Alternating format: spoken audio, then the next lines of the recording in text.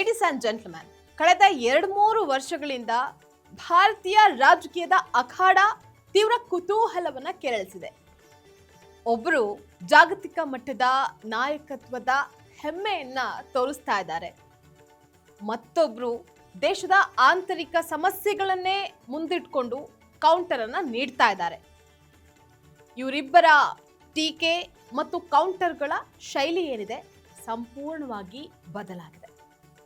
ಗೌರವ ಡಾಕ್ಟರೇಟ್ ರಾಹುಲ್ ಮತ್ತು so called me ಏನಿದೆ ವಿಶ್ವಗುರು ಏನಿದು ಮೂರ್ಖರ ಸರ್ದಾರ್ ವರ್ಸಸ್ ಸೌತ್ ಬೂಟ್ ಕಿ ಸರ್ಕಾರ್. ಇದ್ರ ಬಗ್ಗೆ ಕಂಪ್ಲೀಟ್ ಡೀಟೇಲ್ಸ್ ಅನ್ನ ನೋಡ್ತಾ ಹೋಗೋಣ. ವೀಕ್ಷಕರೇ, ನೆಲ ಜಲ ಭಾಷೆಗಾಗಿ ಪ್ರಾಮಾಣಿಕ ಪತ್ರಿಕೋದ್ಯಮ.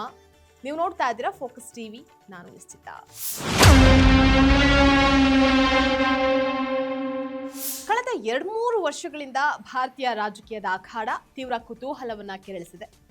ಅದರಲ್ಲೂ ದೇಶದ ಪ್ರಧಾನಿ ನರೇಂದ್ರ ಮೋದಿ ಮತ್ತು ವಿಪಕ್ಷ ನಾಯಕ ರಾಹುಲ್ ಗಾಂಧಿ ನಡುವಿನ ವಾಗ್ಯುದ್ಧ ಕೇವಲ ಬೀದಿಯಲ್ಲಷ್ಟೇ ಅಲ್ಲ, ಸಂಸತ್ನ ಸದನದಲ್ಲೂ ಹೊಸ ಆಯಾಮವನ್ನ ಪಡೆದುಕೊಳ್ತಾ ಇದೆ. ಒಬ್ರು ವಿಶ್ವಗುರು ಅನ್ನುವಂತಹ ಇಮೇಜ್ನೊಟ್ಟಿಗೆ ಕೌಂಟರ್ ಅನ್ನ ಕೊಟ್ರೆ, ಮತ್ತೊಬ್ರು ಆಡಳಿತ ಪಕ್ಷದ ಸವಾಲುಗಳನ್ನ ತೀಕ್ಷ್ಣವಾಗಿ ಎದುರಿಸ್ತಾ ಇದ್ದಾರೆ. ಆಡಳಿತ ಪಕ್ಷವು ರಾಹುಲ್ ಗಾಂಧಿ ಅವರನ್ನ ಅಣಕಿಸೋದಕ್ಕೆ ಹಿಂದೆ ಬಳಕೆ ಮಾಡ್ತಾ ಇದ್ದಂತಹ ಪಪ್ಪು ಅನ್ನುವಂತಹ ಪದ ಪ್ರಯೋಗಗಳ ವಿರುದ್ಧ ವಿಪಕ್ಷಗಳು ತೀವ್ರ ಆಕ್ಷೇಪವನ್ನ ಎತ್ತುತ್ತಾ ಬಂದಿದೆ. ಬಿಜೆಪಿ ಮತ್ತು ಮೋದಿ ಬೆಂಬಲಿಗರು ಪ್ರಧಾನಿಯನ್ನ ಭಾರತವನ್ನ ಜಾಗತಿಕ ಮಟ್ಟದಲ್ಲಿ ಮುನ್ನಡೆಸ್ತಾ ಇರುವಂತಹ ವಿಶ್ವಗುರು ಅಂತ ಬಿಂಬಿಸ್ತಾರೆ. ಮತ್ತೊಂದೆಡೆ ರಾಹುಲ್ ಗಾಂಧಿ ವಿದೇಶಿ ವಿಶ್ವವಿದ್ಯಾಲಯಗಳಿಂದ ಗೌರವವನ್ನ ಪಡೆದು ಆಡಳಿತ ಪಕ್ಷದ ಪ್ರತಿಯೊಂದು ದಾಳಿಗೂ ತೀಕ್ಷ್ಣವಾದ ಕೌಂಟರ್ ಅನ್ನ ಕೊಡೋದ್ರ ಮೂಲಕ ಸದನದಲ್ಲಿ ತಾವೊಬ್ಬ ಪ್ರಬಲ ವಿರೋಧ ಪಕ್ಷದ ನಾಯಕ ಅನ್ನುವಂತಹದನ್ನ ಸಾಬೀತುಪಡಿಸೋದಕ್ಕೆ ಪ್ರಯತ್ನ ಪಡ್ತಾ ಇದ್ದಾರೆ.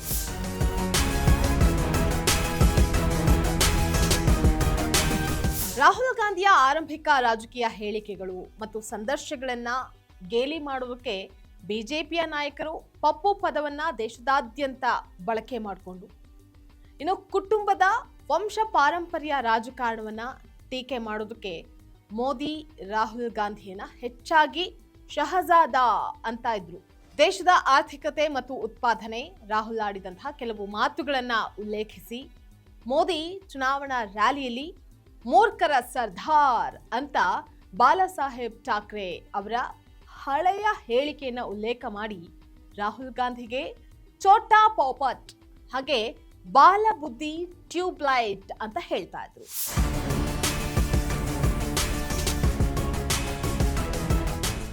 ಇತ್ತ ವಿಶ್ವಗುರು ದೇಶದಲ್ಲಿ ನಿರುದ್ಯೋಗ, ಆರ್ಥಿಕ ಬಿಕ್ಕಟ್ಟು ಇರುವಾಗ ವಿದೇಶಿ ಪ್ರವಾಸ ಮಾಡುವಂತಹ ಮೋದಿಯನ್ನ ಸೋ ಕಾಲ್ಡ್ ವಿಶ್ವಗುರು ಅಂತ ಅಣಕಿಸಿದ್ದಾರೆ. ಚೌಕಿದಾರ್ ಚೋರ್ ಹೇ ರಫೇಲ್ ಯುದ್ಧ ವಿಮಾನ ಒಪ್ಪಂದವನ್ನ ಮುಂದಿಟ್ಕೊಂಡು ಮೋದಿ ಅವರು ನಾನು ದೇಶದ ಚೌಕಿದಾರ ಅನ್ನುವಂತಹ ಘೋಷಣೆಗೆ ಕೌಂಟರ್ ಅನ್ನ ನೀಡಿದ್ರು. ಸೂಟ್ ಬೂಟ್ ಕಿ ಸರ್ಕಾರ್, ಮೋದಿ ಸರ್ಕಾರ ಕೇವಲ ಶ್ರೀಮಂತ ಉದ್ಯಮಿಗಳಿಗಾಗಿ ಕೆಲಸವನ್ನ ಮಾಡ್ತಾ ಇದೆ.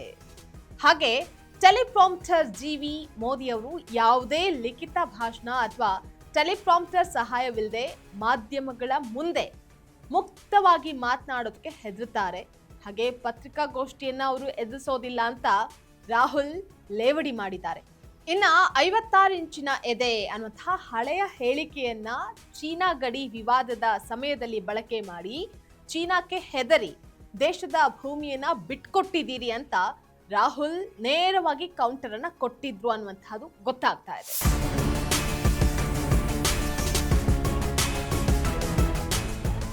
ಇಬ್ಬರು ನಾಯಕರ ನಡುವಿನ ಈ ಸಮರವು ಕೇವಲ ವ್ಯಕ್ತಿಗತ ಟೀಕೆಗಳಿಗಷ್ಟೇ ಸೀಮಿತವಾಗಿಲ್ಲ. ಇದು 2 ಭಿನ್ನ ರಾಜಕೀಯ ಸಿದ್ಧಾಂತಗಳ ನೇರಾನೇರ ಮುಖಾಮುಖಿಯಾಗಿದೆ. ಒಬ್ರು ಜಾಗತಿಕ ಮಟ್ಟದ ನಾಯಕತ್ವದ ಹೆಮ್ಮೆಯನ್ನ ತೋರಿಸ್ತಾ ಇದ್ರೆ, ಮತ್ತೊಬ್ರು ದೇಶದ ಆಂತರಿಕ ಸಮಸ್ಯೆಗಳನ್ನೇ ಮುಂದಿಟ್ಕೊಂಡು ಕೌಂಟರ್ ಅನ್ನ ನೀಡ್ತಾ ಇದ್ದಾರೆ.